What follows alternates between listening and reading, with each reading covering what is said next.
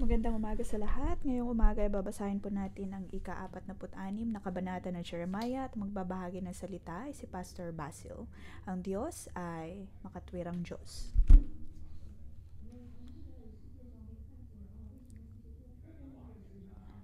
Sa mundo, marami po tayong mga bagay na nakikita na hindi makatarungan at hindi makatwiran.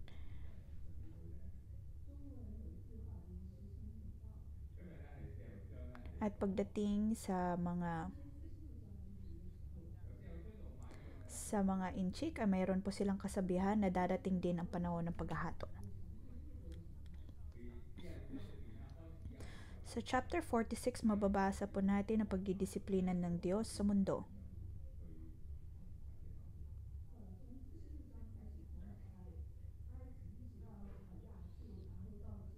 Ito po ay tungkol sa Ehipto, sa Assyria at sa mga bansa kung paano sila parurusahan ng Diyos.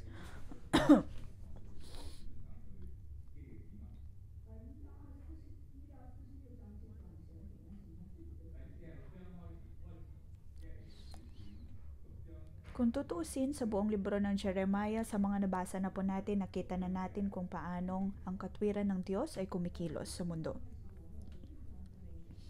Mababasa po natin ang pagpaparusa ng Diyos sa mga bansa. Sa isang banda ay mayroon po tayong mauunawaan o kaya ay matatanggap mula rito. Mapagtatanto.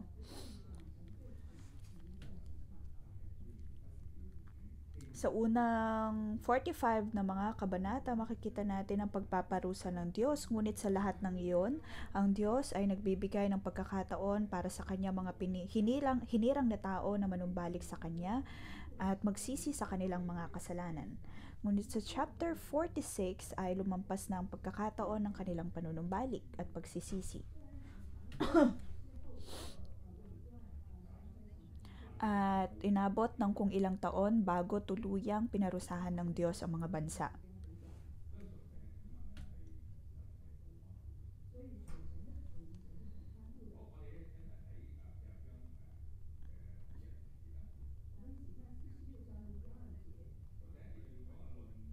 Tignan po natin ang chapter 46 verse 1 to 2. Itong sinabi ni Yahweh kay Propeta Jeremiah tungkol sa mga bansa.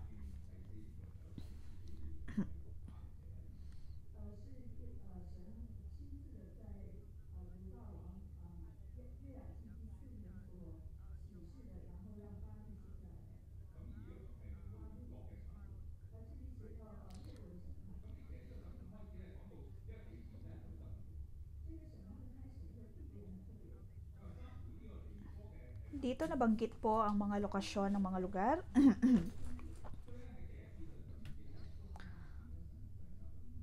Tungkol sa Ehipto sa hukbo ni Faraon Neco na nilupig ni Haring Nebuchadnezzar ng Babylonia, samantang sila'y kinahimpil sa may ilog Euphrates sa Carchemish noong ika-4 na taon ng paghahari sa Juda ni Jehoiakim, anak ni Josiah. Verse 2.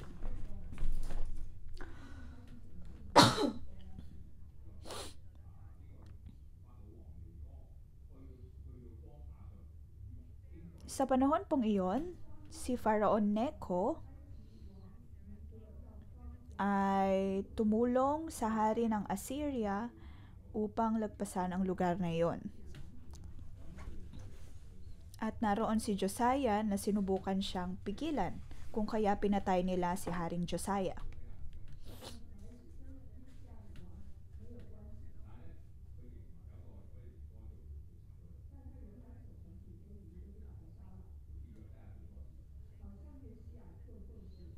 Pinatay ni Neco si Josiah.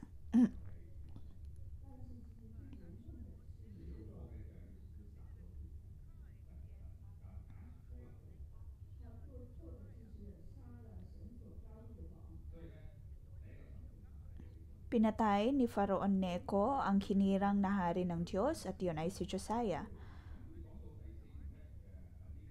Kung kaya naman ang kaparusahan ng Diyos ay para sa hukbo ng Faraon.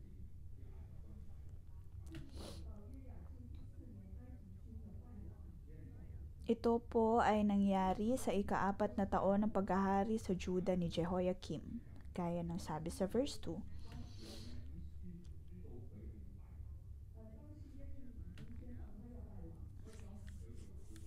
Nabanggit na ni Jeremiah na sila ay mahuhulog.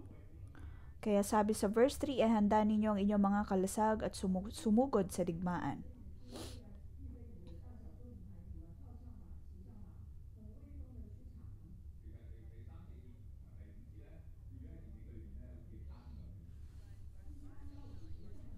Ngunit sa verse 5 ay para itong pelikula, may hahalin tulad po natin sa pelikula na sila ay maaaring nagmumukhang magaling at kahanga-hanga.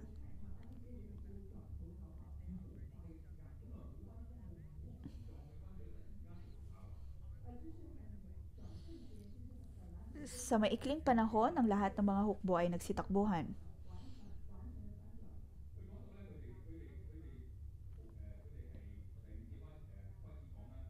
Sabi sa verse 5, ngunit ano itong aking nakikita, sila'y takot na nagbabalik. Nalupig ang kanilang mga kawal at mabilis na tumakas. Hindi sila lumilingon sapagkat may panganib sa magkabi-kabila. Ang mga hukbo ni Faraon ay sinubukang tumakas.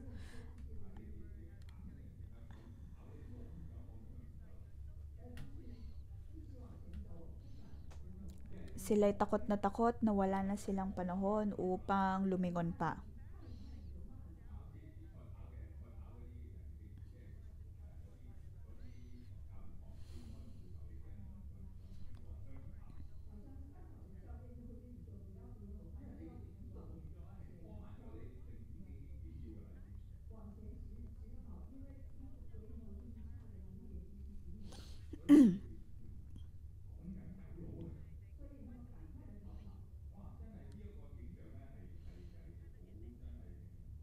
May halin tulad po natin ito sa mga pelikula kung paanong ang kaaway ay tatakbo na lamang dahil sa takot. Sa verse 6, ngunit hindi makakatakas kahit ang maliliksi at hindi makalalayo ang mga kawal. Sila'y nabuwal at namatay sa may ilog Euphrates sa gawing hilaga.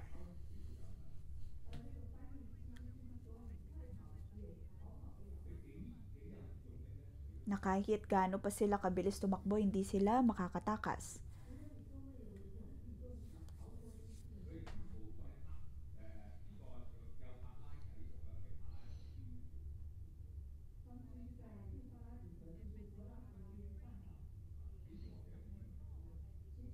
Nabanggit dito na sila'y nabuwal at namatay sa may ilog Euphrates. Madalas pong mabanggit ang ilog Euphrates na maging sa libro ng Revelation ay naroon din.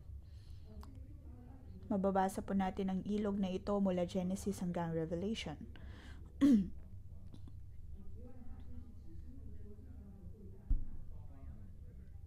Nabanggit kung paano ang ilog na ito ay matutuyo. At kung ito ay matutuyo, ay paparating na ang huling mga panahon. Dito nabanggit sa verse 6 na nabuwal at namatay ang mga kawal sa ilog Euphrates. Nabanggit sa verse 7 kung ano ang dahilan ng kanilang pagkabuwal at pagkamatay.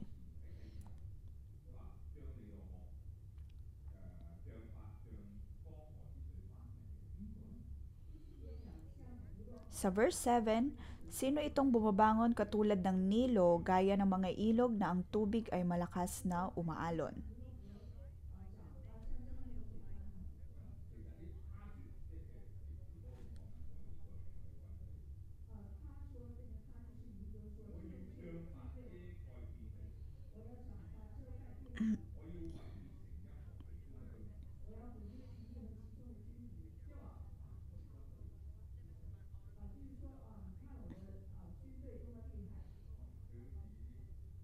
Ito ay dahil dumating sa pagkakataon na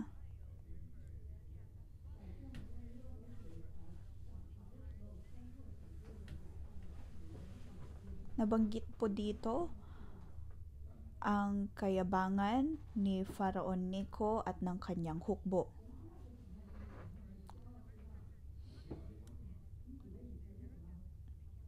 Pinarusahan ng Diyos ang kayabangan ni Faraon.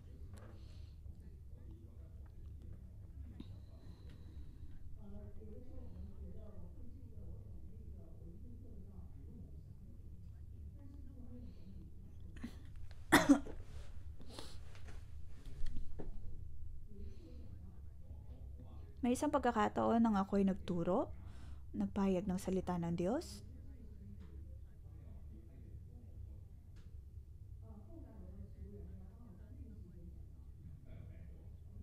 at dahil hindi ko magawa sa pagkakataon na yon ay kinailangan kong hilingin sa isa pang kasama na siya ang pumalit sa akin. May mga pagkakataon na ganito po tayo na tingin natin ay kaya natin gawin ang isang bagay.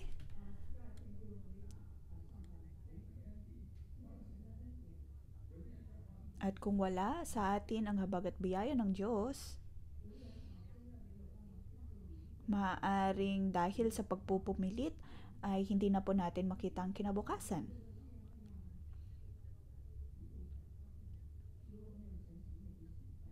Kung wala ang Diyos, marami pong bagay ang hindi natin magagawa. Ngunit sa tulong ng Diyos, marami rin po tayo magagawa.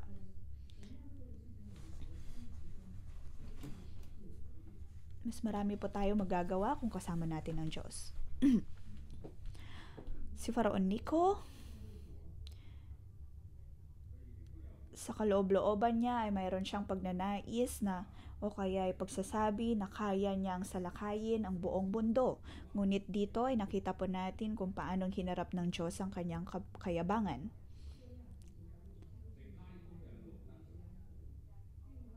Sabi sa verse na lubusob kayo mga ngabayo, sumugod kayong nasa mga karwahe. Sumalakay kayo mga mandirigma, mga lalaking taga Ethiopia at Libya na bihasang kumawak ng kalasag, kayo ring tagalud na sanay sa pagpana. Makikita po natin dito na si Faraon Neco ay hindi lamang mayabang, bagkus ay nagmamataas din sa kanyang kakayahan at kapangyarihan. Ngunit sa verse 10, ang araw na iyon ay araw ni Yahweh, ang makapangyarihang Panginoon, araw ng paghihiganti niya sa mga kaaway. Ang tabak ay parang gutom na kakain at hindi hihinto hanggang hindi busog. Iinumin nito ang kanilang dugo.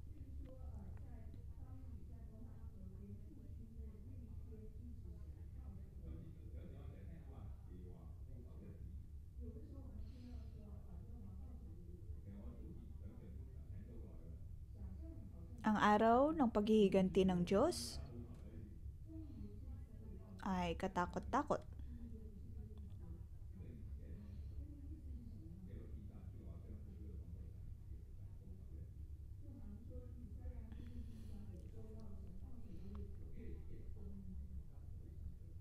Darating din ang araw ng paghihiganti ng Diyos. Ang katwiran, kapangyarihan ng Diyos ay darating.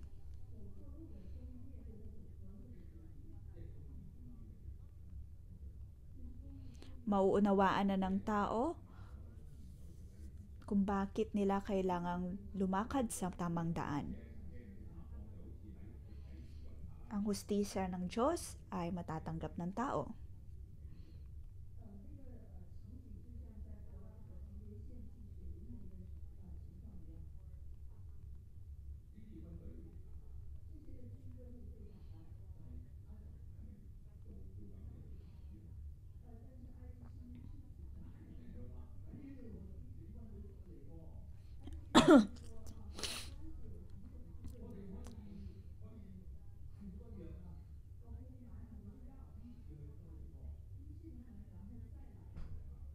Sa verse 11, umakyat ka sa Gilead, kumuha ka roon ng panlunas, walang bisang, maraming gamot na ginamit mo, hindi ka nagagaling. Ganito po ang tao. Sinusubukan nating lunasan ang mga problema na mayroon tayo. Kung tayo ay may sakit, bibili na lamang po tayo ng gamot. Kung tayo ay may sakit, gagamit tayo ng pera upang tumingin ng doktor, upang maghanap ng ospital at ng mga gamot.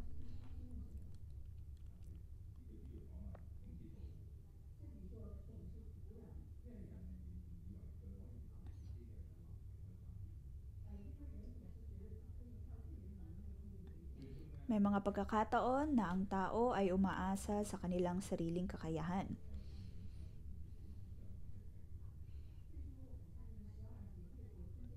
Ngunit makikita po natin sa verse 12 na balitaan ng mga bansang kahihiyan mo at umaalingaw-ngaw sa sanlibutan ng iyong sigaw. Natisod ang kawal sa kapwa-kawal, sila'y magkasabay na nabuwal na buo. Ang binabanggit po dito ay ang buong hukbo ni Necho kung paanong sila ay tuluyang natalo, tuluyang nabuwal at nagdusa. Makikita po natin dito, dapat nating siyasatin ang ating buhay kung gaano kalala ang ating kayabangan.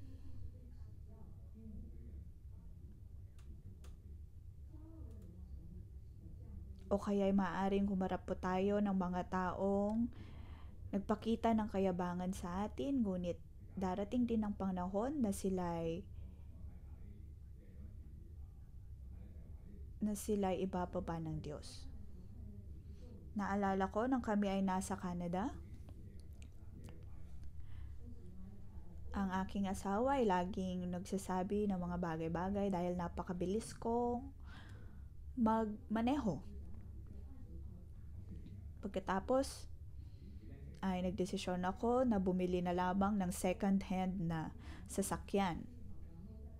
Dahil marunong naman akong magkumpuni at mag-ayos ng sasakyan. Ngunit sabi ng asawa ko, wag kong gagawin iyon. Pagkatapos ay hindi ko siya pinakinggan at binili pa rin ang sasakyang iyon. Bumili ako ng isa, tapos ay nasundan ng isa pa. Napakamura ng sasakyan.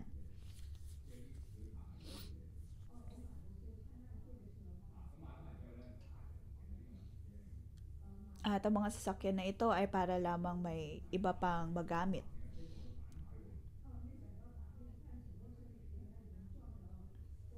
Hanggang sa ang nabili kong sasakyan na pagtanto ko na tuluyang na malaki ang sira ng sasakyang iyon kung kaya binibenta. Pagkatapos bumili ako ng isa pa. At naging mas mahal pa ang pagkukumpuni nun kaysa sa bumili ng bagong sasakyan.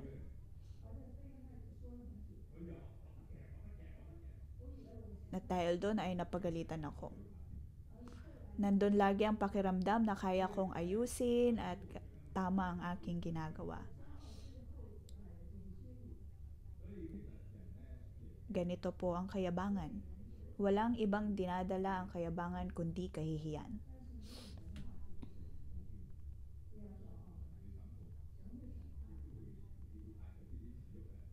Pinaparusahan ng Diyos ang mga mayayabang. At mapapalitan lamang ito ng kahihiyan. So verse 13,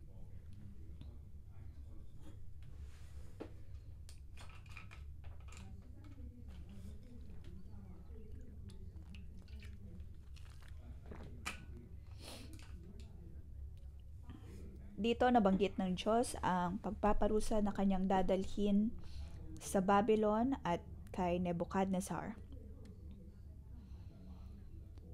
Babylon at si Haring Nebuchadnezzar ang ginamit ng Diyos upang parusahan ang Jerusalem, ngunit sa isang banda din ay kanya ding paparusahan ang Babylon dahil sila ay nagmalabis.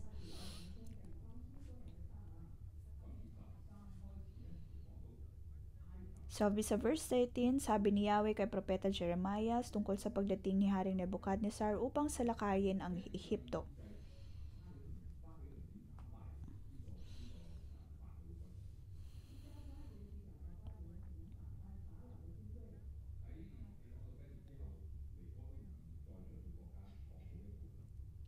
Kung tutuusin ang verse 1 to 12, iyon po ay tungkol sa kung paano ang Ehipto ay sasalakayin o kaya ay tatalunin ng Babylon.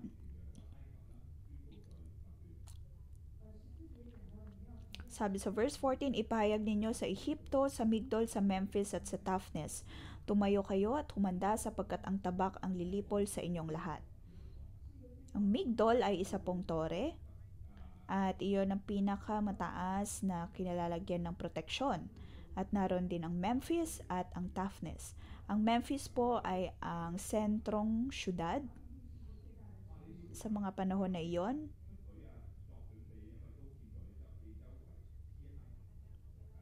Tumayo kayo at humanda sapagkat ang tabak ang lilipol sa inyong lahat.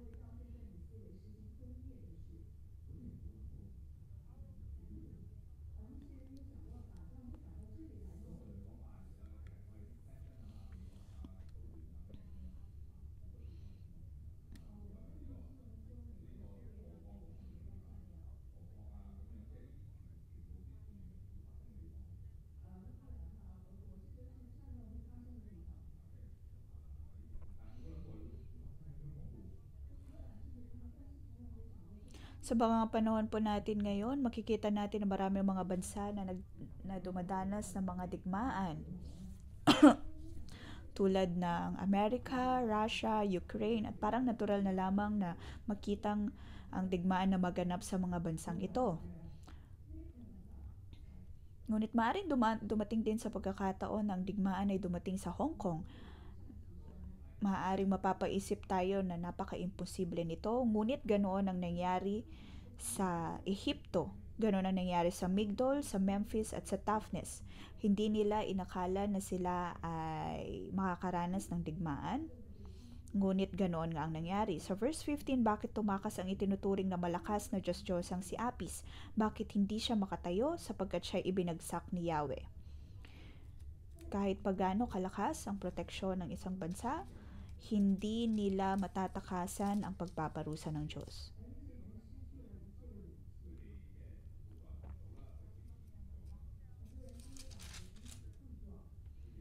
Nalugmok ang maraming kawal,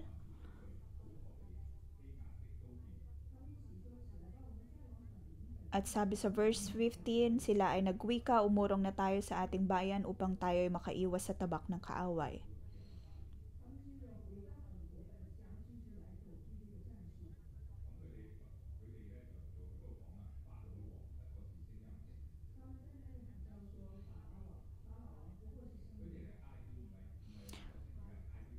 Verse 17, ang Faraon ng Ehipto ay tawagin ninyong ang maingay na ugong na nagsasayang ng panahon.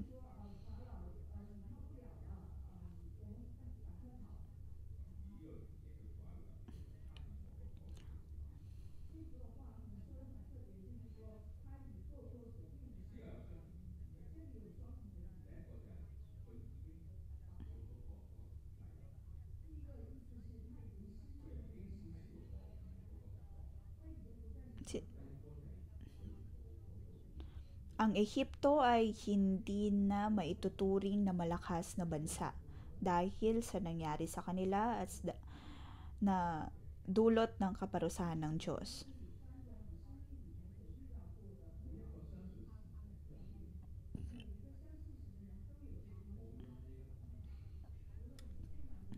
Lahat ng mga taong nagniniwala sa Diyos, nananampalataya sa Diyos ay may pagkakatawag kahit gaano pa man kahirap ang buhay at kung gaano pa man kababa ang tingin.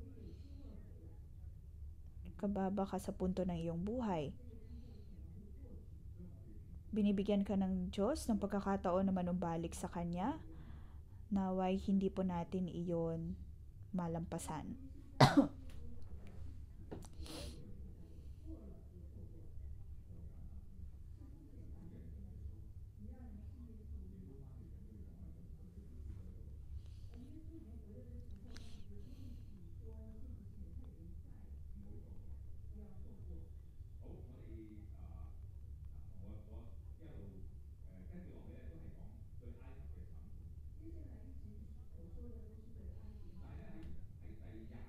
Nagpatuloy po dito ang pagsasabi ng kaparuhan para sa Ehipto.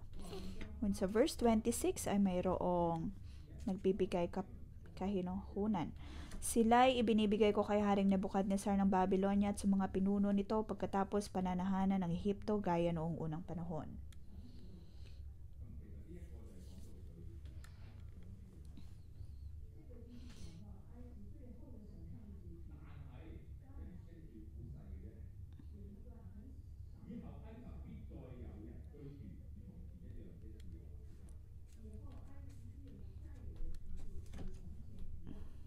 Nabanggit na pagkatapos ng panahon ay mananahan o kaya ay pananahanan muli ang Ehipto.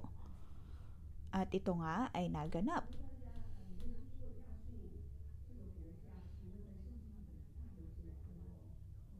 Kung mapapansin po natin, ang Assyria ay hindi na natin nakikita ngayon at Ehipto lamang ang Ehipto hanggang ngayon ay mayroon pa. Ito ay habag at biyaya ng Diyos. Dahil ang Ehipto ay nagpatuloy pa rin na napanahanan hanggang sa ngayon. Ngunit sa verse 27 at 28,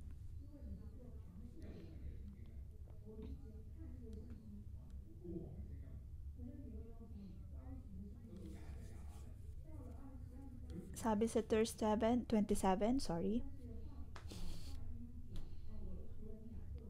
nagbago ang atmosfera sa bahaging ito dahil biglang nagsasabi na huwag matakot ang Jacob, huwag matatakot ang Israel.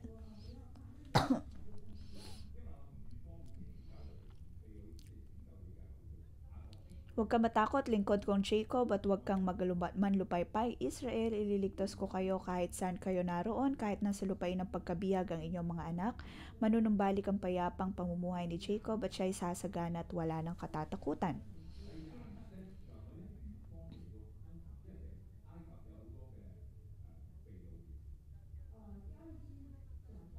Sa verse 27, ito ay nangungusap sa mga taong dinalang bihag mula Israel papuntang Ehipto. Iyon ay dahil natalo ng Ehipto noon ang Juda sa panahon ni Josiah, kung kaya hinuli nila ang maraming mga tao doon at dinala sa Ehipto.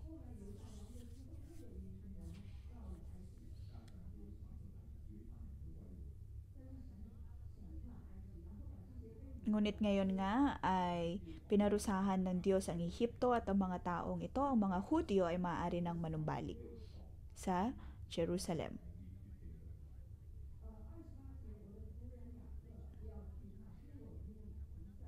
Inuulit ko, Jacob na aking lingkod, huwag ka matakot sapagkat ako'y sumasa iyo, sabi ni Yahweh. Ganap na magwawakas ang lahat ng bansang pinagtapunan ko sa iyo, subalit ikaw hindi ko wawasakin. Paparusahan kita sapagkat iyon ang nararapat, hindi maaring hindi kita parusahan.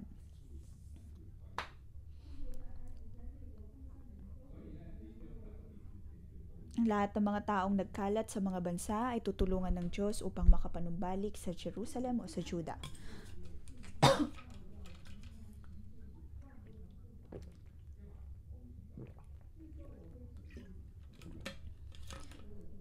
Sinasabi dito ng Diyos na kanyang ililigtas ang Israel, ngunit kailangan din silang maparusahan.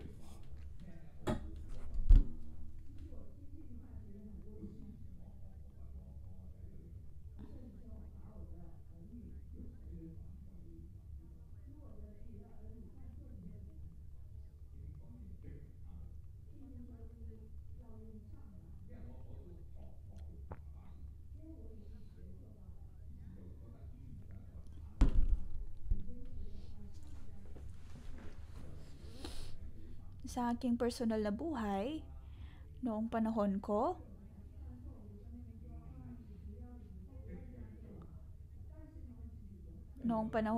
ay naroon ang pagpapalo.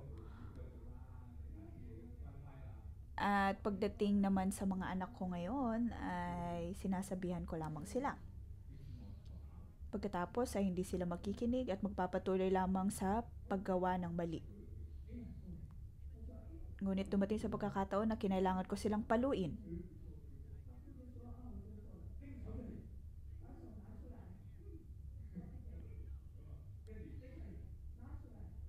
Ginawa ko ito kay Amos.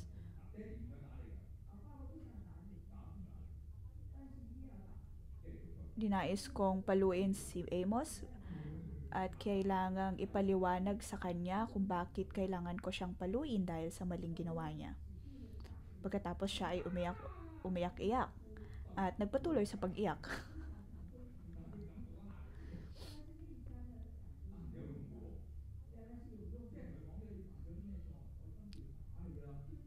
Ramdam ni Amos ang sakit ng aking pagkakapalo at sa pag-aalala niya yon ng pagpapalong iyon ay naalala na niya na hindi na dapat pang umulit sa parehong pagkakamali.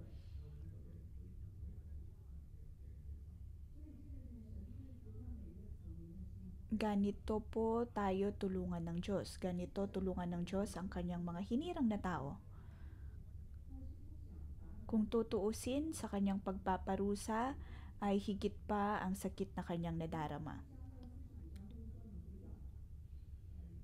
Dahil mababasa natin dito sa Jeremiah na ilang taon at ilang kabanata nang sinasabihan ng Diyos ang mga taga-Israel na magsisi sa kanilang mga kasalanan. Dahil kung hindi, sila ay mapaparusahan.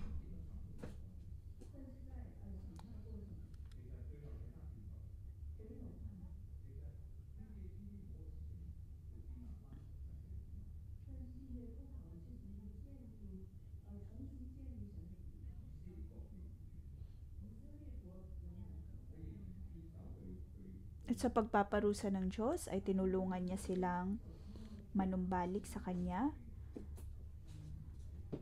at kilalanin muli siya bilang Diyos.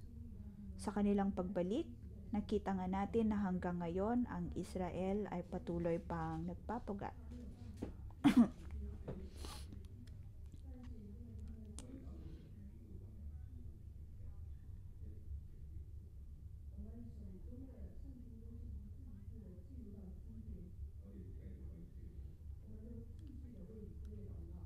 At ngayon nga ay patuloy po nating ipanalangin ng Israel at sa atin sa panahon ngayon, naway tulungan tayo ng Diyos na manumbalik sa Kanya at kilalaning maigi ang Panginoon.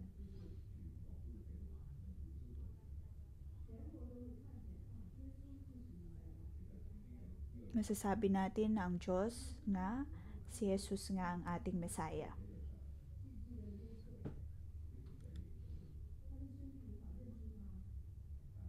Kung maalala po natin ang istorya ni Joseph, hindi na siya makilala ng kanyang mga kapatid.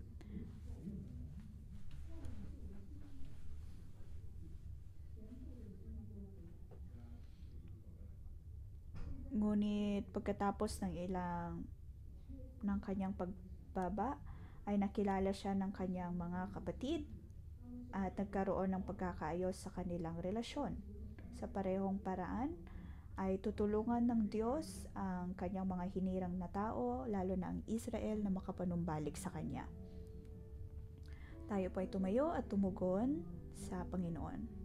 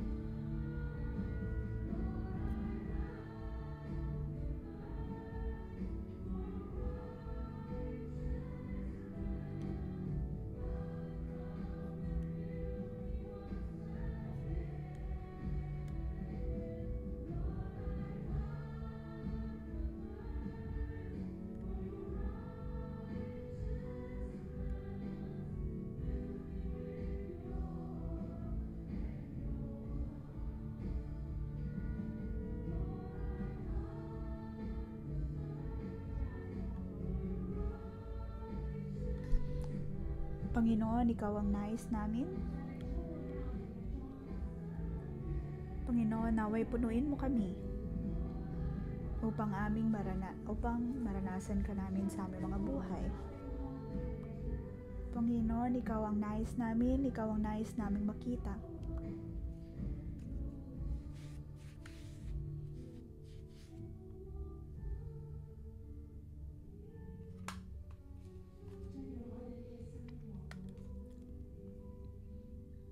Panginoon, Ikaw ang nais ng aming mga puso. Panginoon, naway punuin mo kami. Punuin mo ang bawat isa sa amin.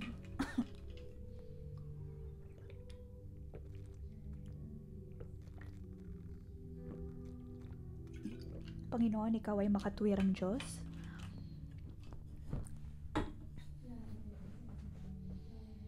Panginoon, pinupuri ka namin dahil Ikaw ay nasa aming kalagitnaan. Ikaw ay kasama namin. Mga kapatid, nais ko kayong imbitahan na manalangin at atin pong ipanalangin na ang presensya ng Diyos ay mapunta sa atin at paliwanagan tayo. Tayo ay naritong nakatindig sa harapan ng Diyos. Atin po siyang pasalamatan na tayo ay narito ngayon.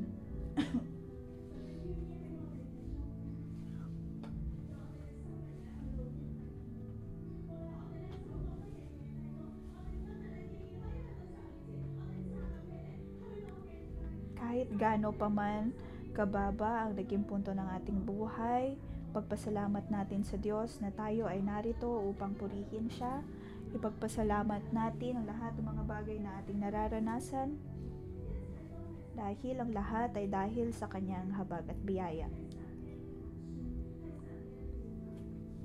Hindi aksidente na tayo ay pinili ng Diyos.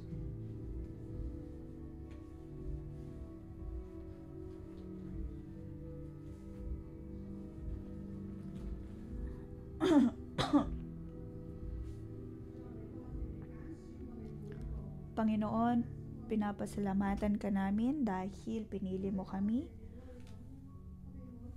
Pinapasalamatan ka namin, O Diyos, dahil araw-araw kami ay mayroong buhay at may hininga. Kaya naming makinig sa iyong mga salita. Sa ating pananalangin, nakita ko ang isang imahe ng taong nasa isang napakalawak na lugar. Pagkatapos doon ay mayroong upuan. At may taong naupo doon. Sabi niya, napakatigas ng upuan na ito. Gusto ko ng sofa.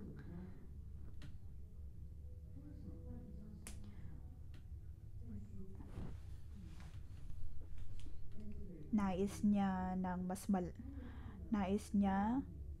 mas malambot na upuan. Hanggang sa hindi rin siya natuwa sa sofa at pinalitan niyon ng French chair at pinalitan pa ng sumunod na uri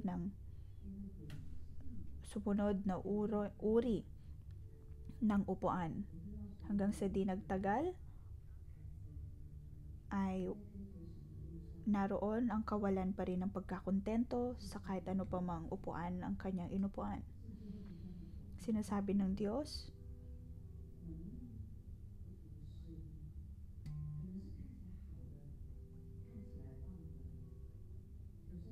bakit hindi ka makontento? Naway tulungan tayo ng Diyos na siya sa atin ang ating mga puso.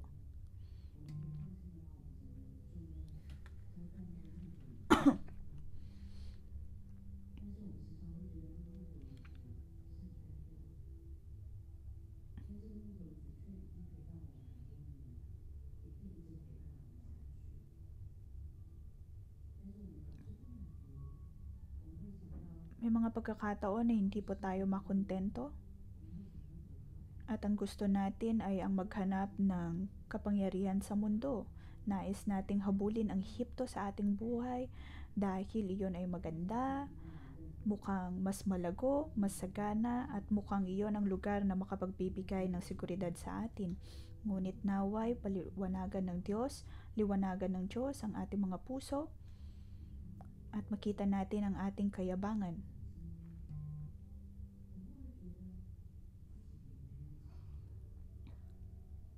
May mga pagkakataon po ba na sa tingin natin tayo ay mas magaling kaysa sa iba?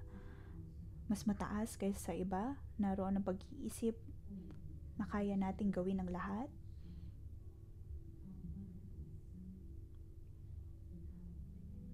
May mga pagkakataon na masyado tayong umaasa sa pinansyal na sistema ng mundo,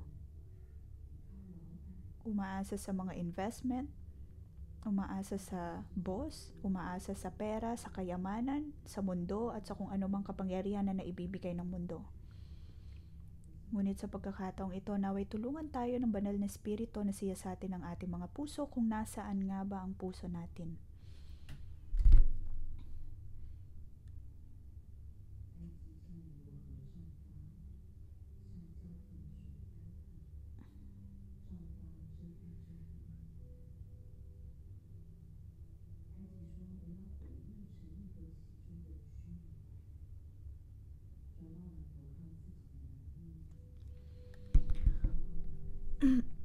Panginoon, sa aming pag-asa, sa aming sariling kapangyarihan, sa aming sariling kalakasan, kami ay napupuno ng yabang. May mga pagkakataon na mas nakatingin kami sa kapangyarihan ng iba kumpara sa iyong kapangyarihan. Ngunit tulad ng Ehipto, Panginoon, alam namin na hindi ito tama. Dumating sa pagkakataon na pinarusahan mo ang Ehipto, ngunit Diyos, ayaw namin maranasan ang pagpaparusang ito. Naway buksan mo ang aming mga puso, ang aming mga espiritual na mata. Ipakita mo sa amin, O Diyos, kung ang trono sa aming puso ay hindi nakalaan para sa iyo. Tulungan mo kami na pabalikin ka sa tronong ito ng aming puso, na hindi kami umasa sa Ehipto.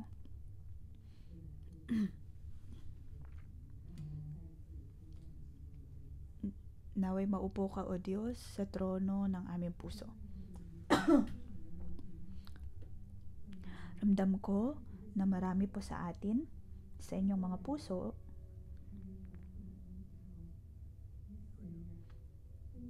ay merong tao na sobra niyong inaasahan.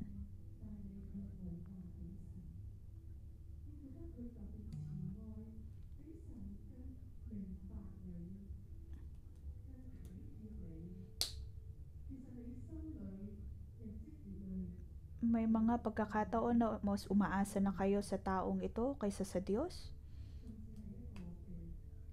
Umabot sa punto na may mga problema kayo na hindi nyo na inasa sa Diyos. Kung sa tingin po ninyo ito ay pagpapaalala para sa inyo,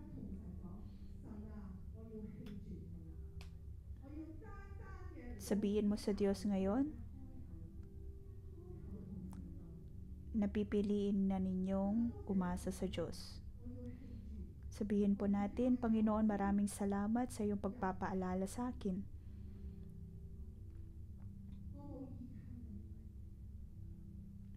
Pagkatapos ay sabihin sa Diyos, sa maraming pagkakataon, O Diyos, ang nais kong gawin ay ang kausapin ng taong ito imbes na umasa sa iyo at dumulog muna sa iyo.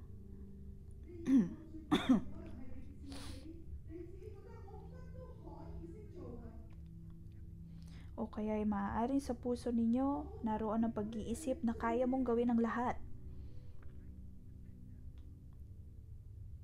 Tiyak na ako ang pinakamagaling pagdating sa bagay na ito dahil marami ding taong nagpupuri sa akin. Ikaw ay umaasa sa iyong sariling mga regalo, sa iyong sariling kaparaanan. Panginoon, nais naming ipanalangin ang bawat isa sa lugar na ito. Binigay mo sa amin ang banal na espiritu upang maghayag sa amin. Naway tulungan mo kami na manumbalik sa iyo, O Diyos.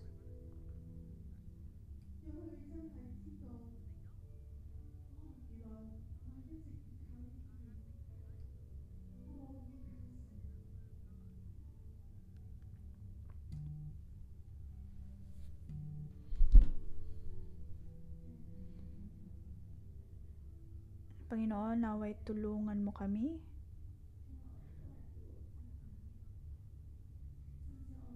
Panginoon, patawarin mo kami.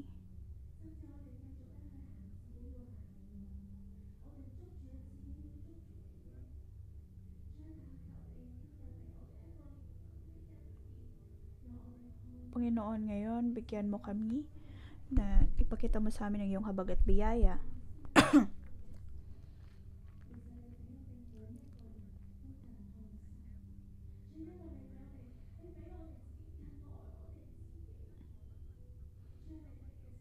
Panginoon, mahal mo kami. Minahal mo kami hindi dahil sa kung anong kaya naming gawin. Dahil ang nais mo ay ang iwan namin ng aming kayabangan. Ang nais mo ay makita ka lamang namin at kami ay tumakbo sa iyo. Nais mo, O Diyos, na kami ay umasa lamang sa iyo. Dahil nais mo, O Diyos, na makita namin na mayroon kaming Diyos sa masalangit. Hindi dapat kami aasa sa aming sarili, hindi aasa sa ibang tao, kaya iaasa sa mundo. Dahil ang lahat ng ito ay mawawala lang din at ikaw lamang, O Diyos, ang maghahari. Tulungan mo kami, O Diyos, na lisanin ang bawat kayabangan at hindi lamang kami kakapit sa kaparaanan na alam namin. Hindi kami mananatili sa ilang na ito.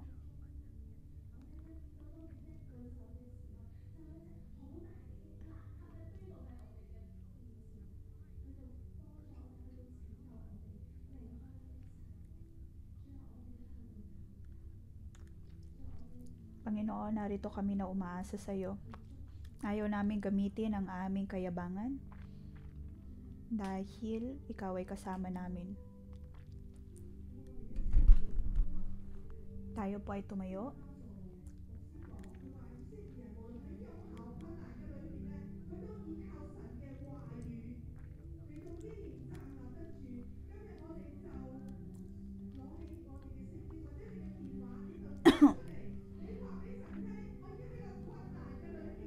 Tayo po ay tumayo at sabihin natin sa Diyos, Panginoon, ako ay humaharap ng problema, ngunit narito ako na humaharap sa iyo. At kahit ano pa mang unos sa aking buhay, hindi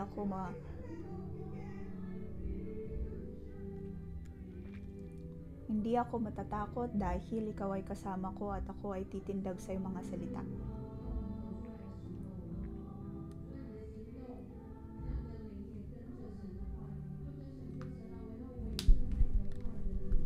Sabihin po natin sa Diyos, Panginoon, ang nais ko ay tumugon sa iyong mga salita, sumunod sa iyong mga salita. Hindi ako aasa sa aking sarili. Panginoon, naway tulungan mo ako na sa aking pagsunod sa iyo, lahat ng gagawin ko, pipiliin kong sumunod sa iyo.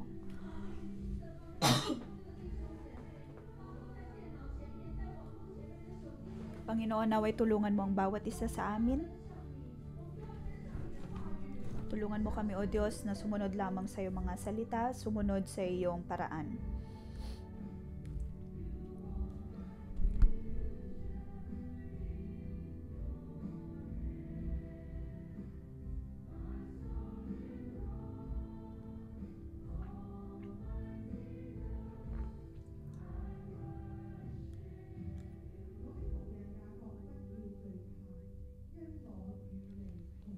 Huwag kang matakot, lingkod kong Jacob. Huwag kang manlupaypay, Israel.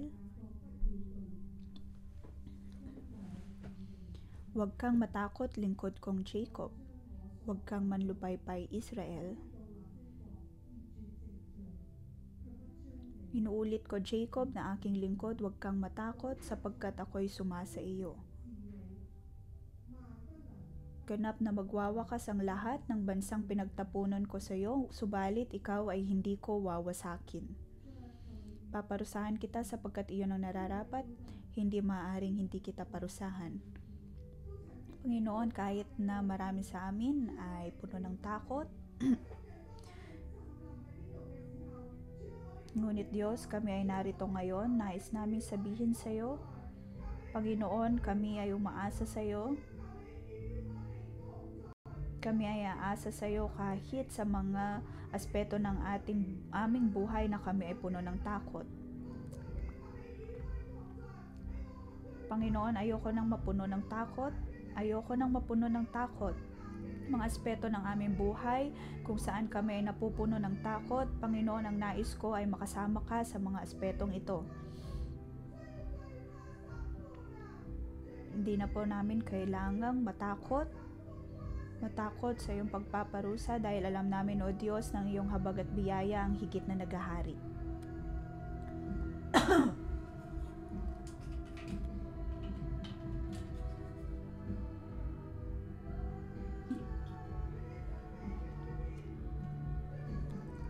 Kung kayo ay may sakit karamdaman, sabihin mo sa Diyos, Panginoon, naway pagalingin mo ako. Panginoon, ikaw ay mas malaki kaysa sa mga problema, sakit karamdaman na ito. Panginoon, ikaw ay sapat. Ikaw ay mas malaki kaysa sa mga problemang mayroon ako.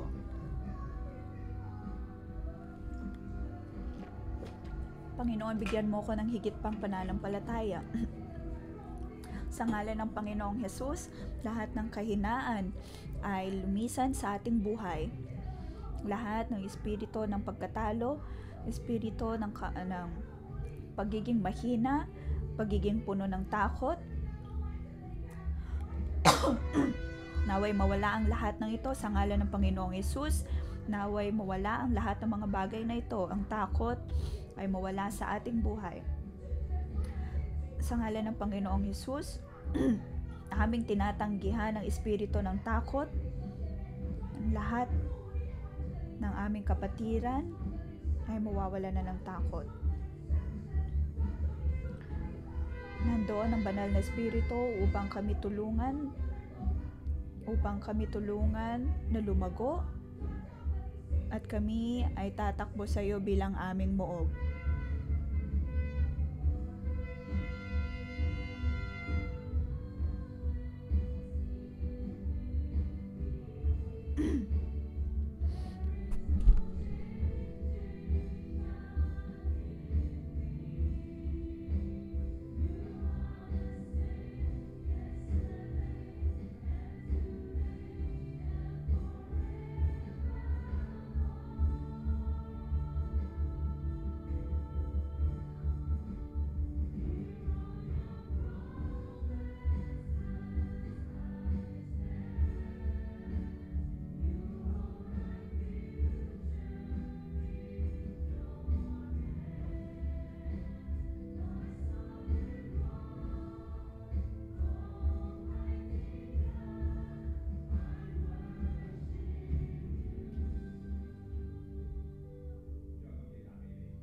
Panginoon, kami nagpapasalamat sa iyo ng bawat isa sa amin, O Diyos, ay aasa lamang sa iyo. Mga kapatid,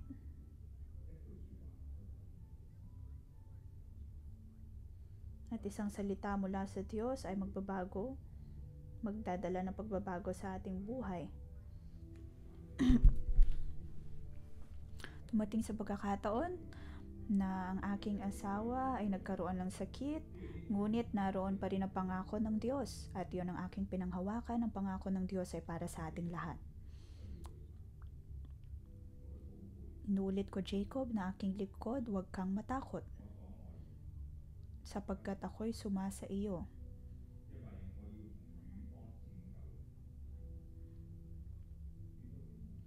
Ililigtas ko kayo kahit saan kayo naroon, kahit nasa lupain ng pagkabihag ang inyong mga anak.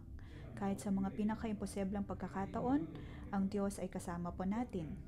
Tayo ay kasama ng Diyos.